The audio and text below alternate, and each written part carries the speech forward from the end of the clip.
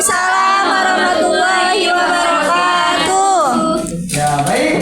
Bagaimana kabarnya anak-anak? Alhamdulillah, luar biasa. Allahu Akbar. Sebelum kita mulai, apakah ada yang tidak hadir hari ini? Hadir semua, Pak. Alhamdulillah. Baik, sebelum kita lanjut materi yang selanjutnya, kita akan mengulas materi yang telah kita pelajari yaitu tentang puasa. Masih ingatkah kalian anak-anak tentang puasa? Apa yang dimaksud dengan puasa? Menahan dari apa? Tidak makan dan Tidak makan dan Minum. Baik, dong kita puasa terbagi menjadi berapa macam? Satu Dua. puasa wajib. wajib, yang kedua puasa Sunnah. Nah, jadi untuk puasa wajib itu ada puasa Ramadan dan juga puasa nazar.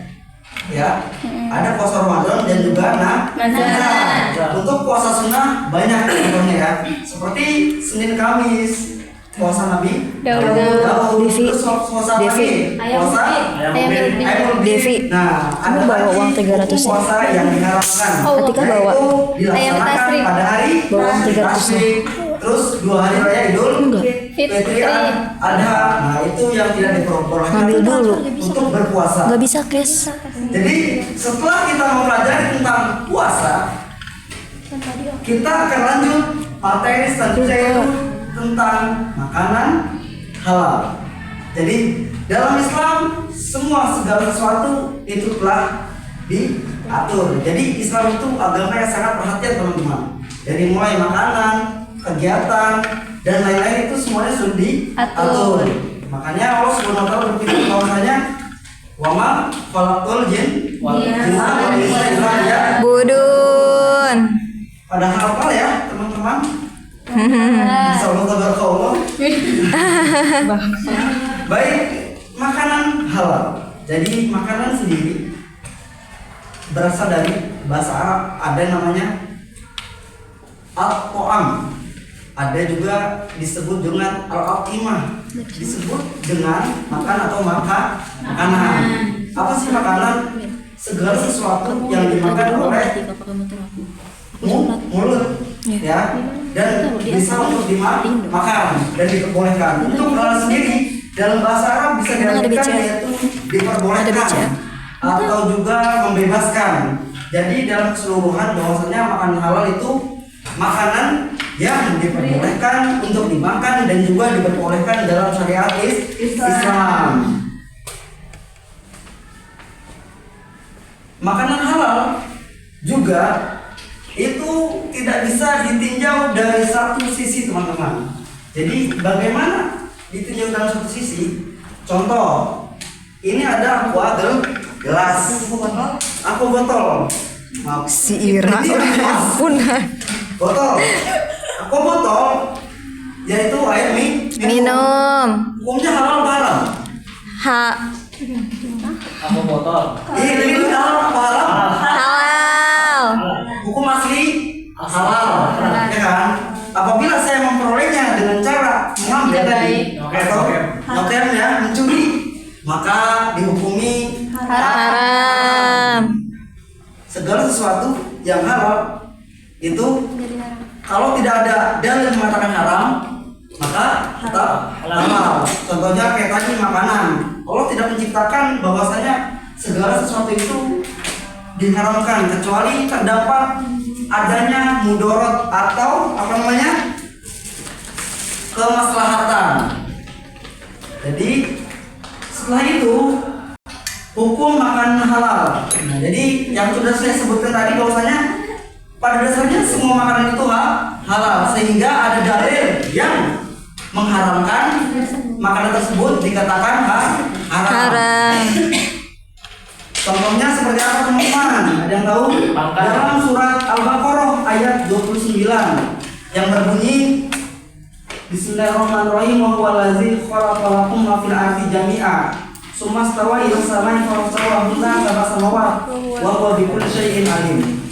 Jadi dalam surat Al-Baqarah ayat 29 bahwasanya bisa diartikan Dialah Allah yang menciptakan segala apa yang ada di bumi untukmu kemudian Dia menuju ke penciptaan langit, lalu dia menyempurnakan menjadi 7 langit dan maha mengetahui segala sesuatu. Ada juga dalam surat Al-Baqarah ayat 88. Nah, begitu teman-teman. Wa qulu mimma razaqakumullah halalan thayyiban. Wattaqullaha allazi antum bihi mu'minun.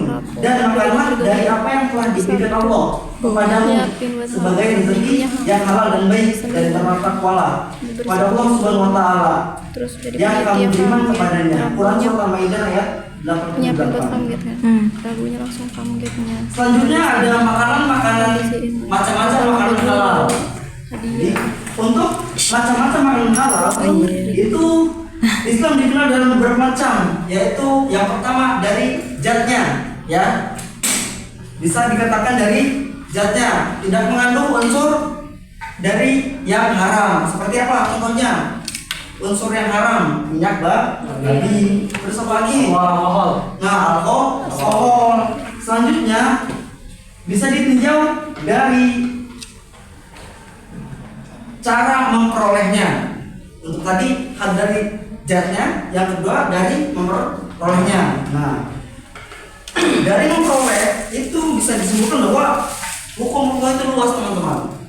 Jadi untuk bisa menentukan makanan haram atau halal itu kita cara yang kedua yaitu kita memperolehnya dengan cara apa? Apakah dengan cara baik?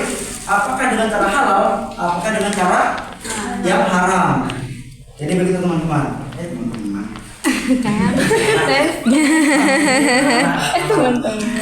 Yang ketiga yaitu halal cara memprosesnya. Nah, bagaimana dengan cara memprosesnya? Jadi misalkan contoh kayak negara Jepang kan makanan halal sama halal 6 menit. Berdekatan maksudnya umum lah gitu.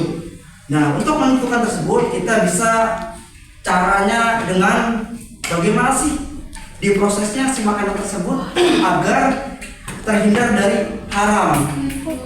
Makanya dalam kafe-kafe atau restoran-restoran tersebut biasanya terdapat tanda logo halal. Ada juga yaitu untuk memisahkan antara haram dan halal, yaitu dengan 2 sistem atau 2 dapur, teman-teman. Yang sebelah kanan misalkan dapur halal, yang sebelah dapur kiri. Karena untuk menjadi tadi untuk makanan halal dan haram, yaitu dengan cara memprosesnya. Yang pertama dengan cara menentukan zatnya haram atau halal, yang kedua memperolehnya, yang ketiga memprosesnya. Yang keempat ada yaitu bagaimana cara kita untuk menyimpan makanan. Nah, dalam hal tersebut bisa disebutkan bahwa dengan cara menyimpan saja itu bisa haram. Kok bisa haram? Bagaimana caranya? Karena dalam sesuatu makanan tentu saja ada umur atau expired, baik digunakan sebelum kan. Nah, bagaimana kita untuk menyikapi tersebut? Maka dilihat dulu.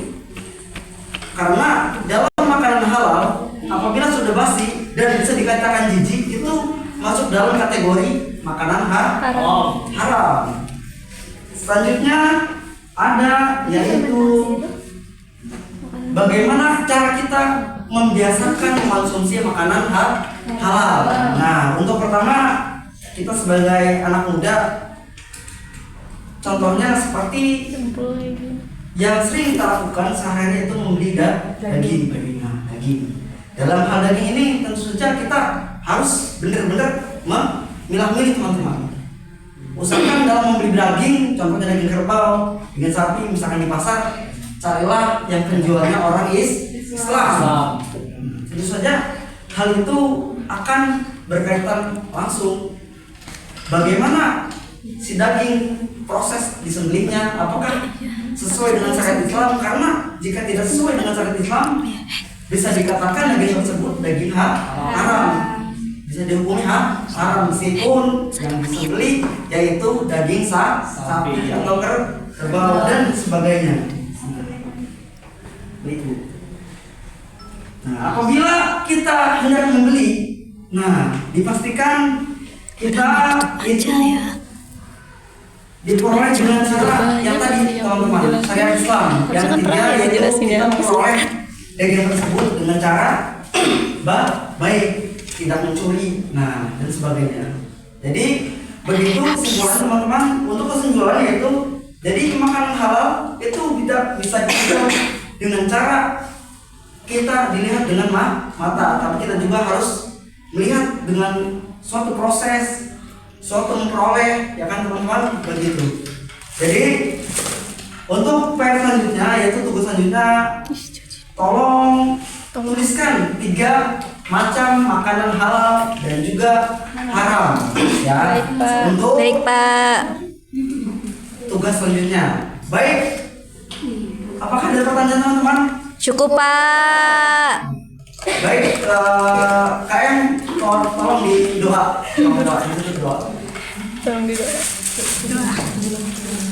Sebelum pulang, marilah kita membaca hamdalah. Alhamdulillahirabbil alamin. Saya Sisi Muslim, Pak Berdiri. Wassalamualaikum warahmatullahi wabarakatuh. Waalaikumsalam